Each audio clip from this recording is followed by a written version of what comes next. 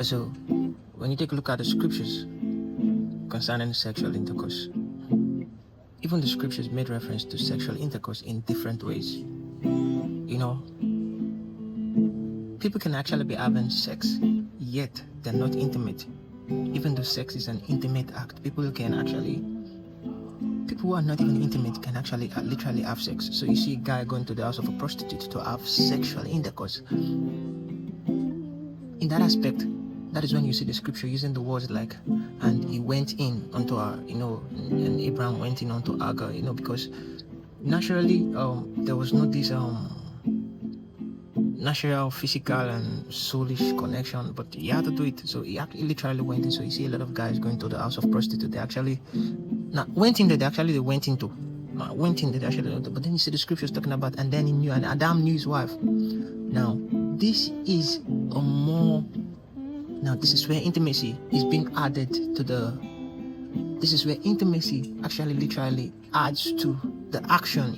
This kind of approach is actually intimate, it's actually special, it's actually different, it's different. So from the understanding of through these different chapters and verses in the scriptures, I just realized that sex itself does not necessarily mean intimacy. So you see a lot of guys having sex with somebody who they're not supposed to have sex with, and a lot of persons, they're just acting it for the fun. Some they think they're professionals, they acting it for it's a different thing. It's a different thing. And also I think from this, if I start to speak some things now, they go say you don't marry where they talk all these things. But the person who even teach the greatest message concerning marriage for scripture, Jesus Christ, wasn't physically married to any lady.